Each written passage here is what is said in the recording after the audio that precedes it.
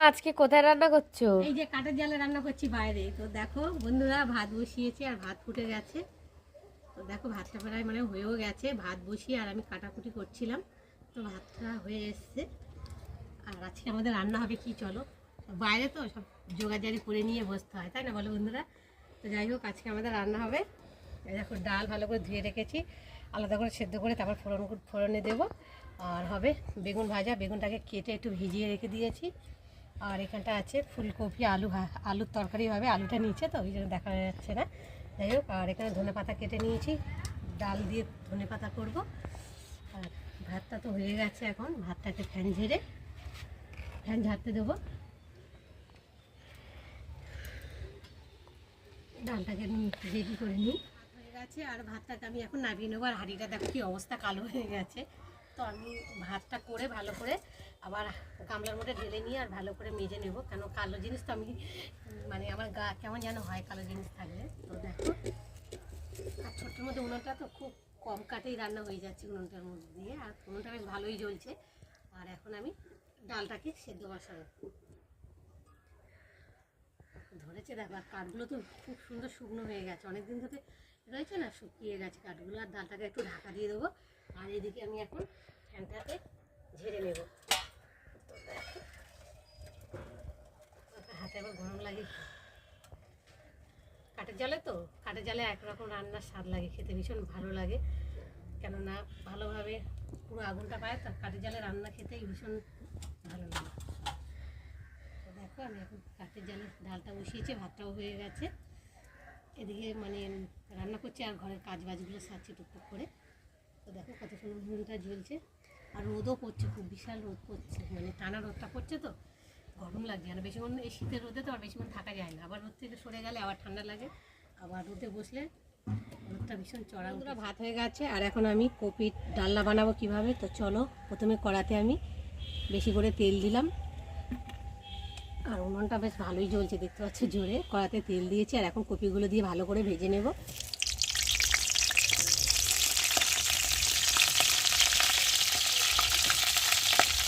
কপিগুলো আগে ভালো করে ভেজে নিয়ে তারপর আলুগুলো ভেজে নেব। তো কপি আলুগুলো ভেজে নিলে কপির যে একটা গ্যাস থাকে, তো সেটা থাকে না।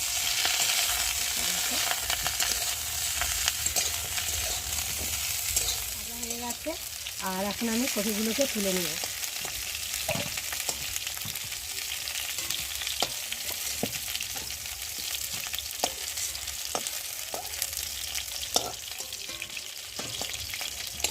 ভাজা হয়ে গেছে, আর তুলে নিয়েছি। কড়াইতে তেল আছে অল্প, আর একটু তেল দিয়ে দেবো। দিয়ে এখন ফোড়নে দেবো তেজপাতা, জিরে ফোড়ন,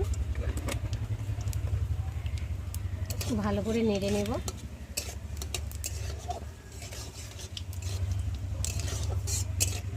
ফোড়নটা একটু ভাজা ভাজা হবে।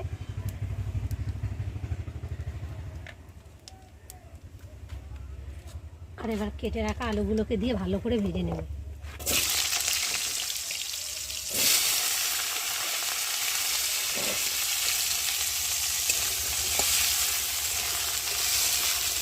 চলো, আলুগুলো একটু ভাজা ভাজা হয়ে গেছে। এখন আমি এর মধ্যে মশলা দেবো, নুন, লঙ্কার গুঁড়ো,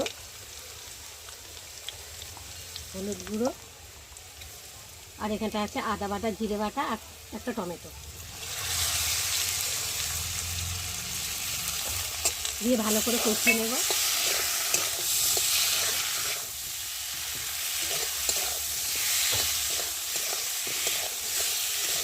তো চলো ভালো করে কষিয়ে নিই। ভালো করে কষানো হয়ে গেছে, আর অল্প একটু জল দিয়ে আমি ভালো করে কষিয়ে নিয়েছি। আর এখন ভেজে রাখো কপিগুলো দিয়ে ভালো করে কষিয়ে নেব।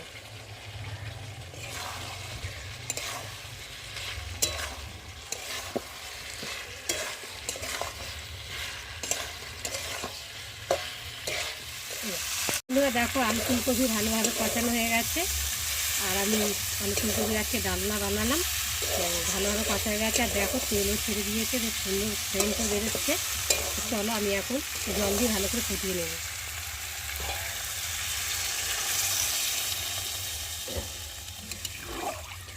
একটু মাখা মাখা করবো, তো ওই জন্য সেরকম বুঝে জলটা দিলাম।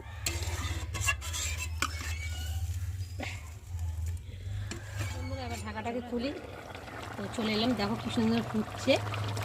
আর এখন আমি দিয়ে দেবো মিট মশলা, আর দেবো স্বাদ অনুযায়ী চিনি,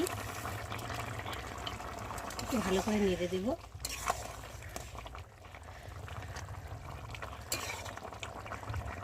দিয়ে আর উপর দিয়ে ছড়িয়ে দেবো কুচানো ধনেপাতা। তো বন্ধুরা, আজকে আমার আলু কপির ডালনা কেমন লাগলো তোমরা কিন্তু অবশ্যই কমেন্ট করবে, আর ভালো লাগলে লাইক কমেন্ট শেয়ার করো। আমার চ্যানেলে যদি নতুন হয়ে থাকো চ্যানেলটাকে সাবস্ক্রাইব করো। তোমাদের সঙ্গে আবার দেখা হবে পরের ভিডিওতে। ততক্ষণ তোমরা চান টান করে ঠাকুর পুজো দিয়ে, আজকে বৃহস্পতিবার, ঠাকুর পুজো দিতে দেরি হয়ে গেছে, আর খেতেও দেরি হয়ে গেছে। এখন 3টে বাজে, আর এখন খেতে বসবো। তো চলো ভাতটাকে এখন বাড়ি, তো ভীষণ খেতে পেয়েছে, আগে বেড়ে খেতে দিই। দেখো ভাতটাকে হাঁড়িতে ছিল, ঢেলে নিয়ে আর মেজে নিয়েছি। আর এই দেখো ভাতটাকে, তাহলে কালি কুড়ি হয়ে থাকে তো ভালো লাগে না। দেখো মেয়েকে এখন খেতে দেবো।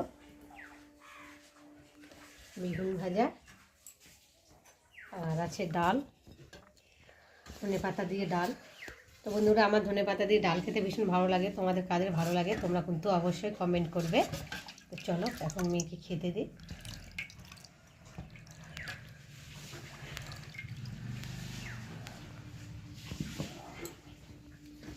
আর এখানটা রয়েছে ফুলকপি আলুর ডালনা, তোমাদের সাথে শেয়ার করেছি।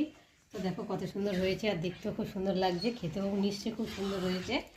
তো চলো আমি এখন মেয়ের জন্য রেডি করি।